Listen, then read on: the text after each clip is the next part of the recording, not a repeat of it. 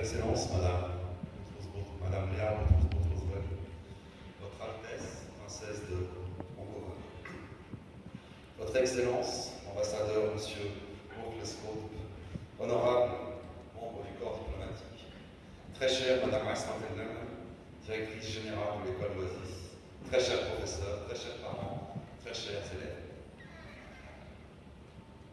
Donc la théorie de c'est avec un grand honneur, une grande émotion, une grande fierté que je m'adresse à vous aujourd'hui pour la célébration du 5e Forum de la francophonie que nous avons souhaité aborder encore une fois cette année sous la perspective de la théorie de la connaissance qui, placée au cœur du programme de diplôme, est une des spécificités essentielles du baccalauréat international. La théorie de la connaissance, qui s'interroge sur la connaissance et sur les moyens d'y accéder, vous propose aujourd'hui d'envisager la francophonie avec un certain recul, celui de l'action d'un des plus grands hommes politiques de l'époque contemporaine, son Excellence, le regretté M. Roosevelt. La francophonie, qui est le dénominateur commun qui unit de nombreux peuples, qui, grâce à des processus historiques qui, par certains aspects, étaient douloureux, par d'autres même tragiques, mais aussi enrichissants et féconds, différentes cultures possèdent aujourd'hui en commun l'héritage de la langue française qui leur permet de communiquer et de s'ouvrir les uns aux autres. Ils possèdent aussi la culture véhiculée par cette langue, ce qui pose la question du rapport qu'entretient notre propre identité avec les différentes cultures. Il y a 3 ans déjà, Madame Fab Marseille, la coordinatrice du diplôme, m'avait demandé de lui proposer des problématiques TDC pour une conférence sur l'internationalisme et la construction de l'identité que l'école souhaitait organiser en invitant M. Roosevelt. Les premiers contacts avaient été fructueux et très enrichissants. Mais malheureusement, pour des raisons de santé, le projet n'a pu aboutir. Aussi, stimulé par la volonté de Mme Aslantelem, c'est avec une grande émotion que nous rendons hommage à travers cette conférence à M.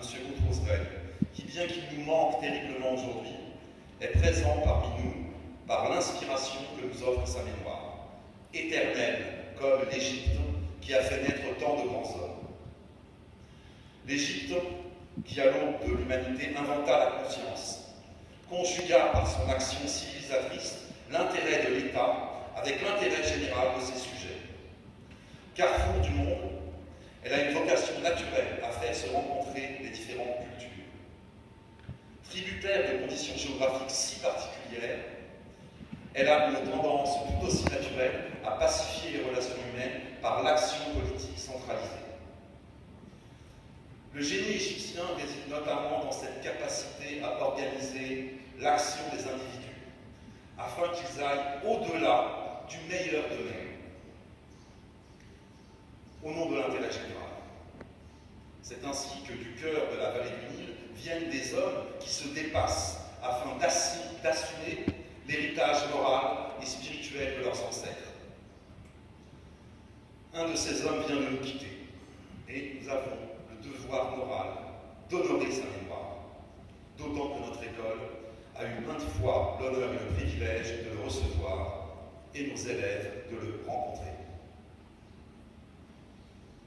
Homme d'État et diplomate, il a montré, à travers la défense des intérêts de l'Égypte, du monde arabe, du peuple palestinien et d'une manière générale du tiers-monde, dans quelle mesure l'action politique permet de concilier le cadre législatif avec les principes éthiques.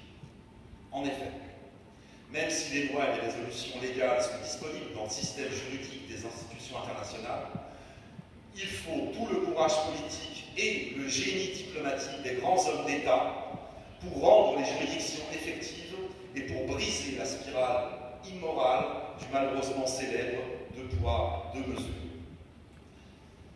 L'internationalisme et l'identité peuvent s'opposer selon de nombreux points de vue et générer d'interminables tensions. M. Roosevelt démontre cependant par son œuvre comment, au contraire, la construction d'identité s'inscrit dans une démarche universelle.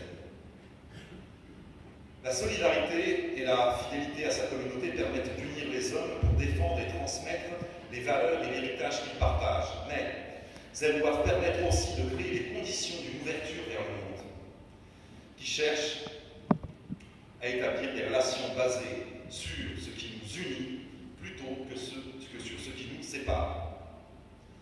C'est de cette façon que M. Boutros-Ghali envisage l'internationalisme et la construction d'identité, qui sera pendant ces 2 jours le thème général autour duquel vont travailler nos élèves.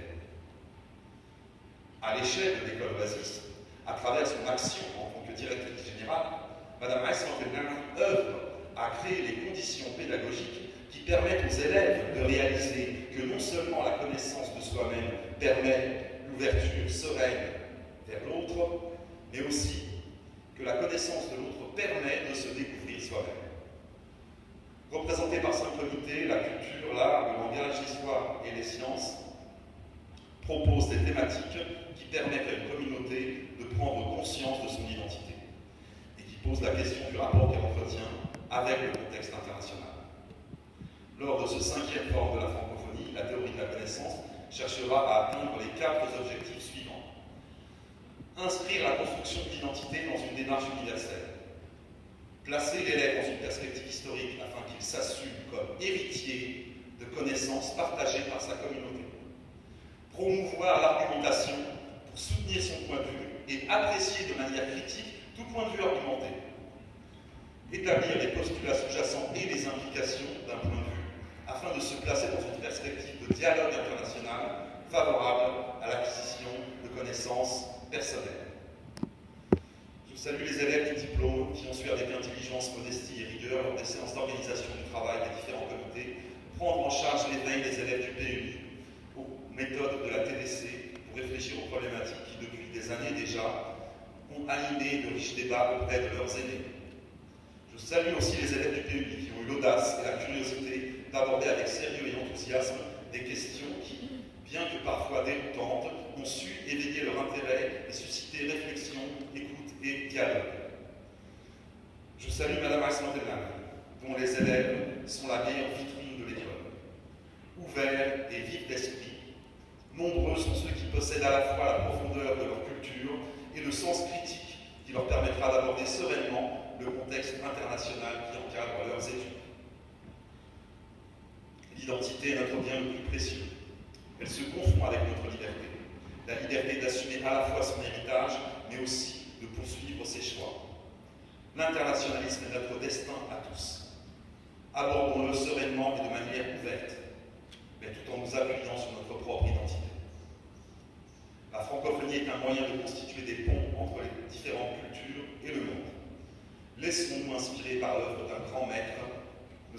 Boutros-Ghali, qu'il repose en paix.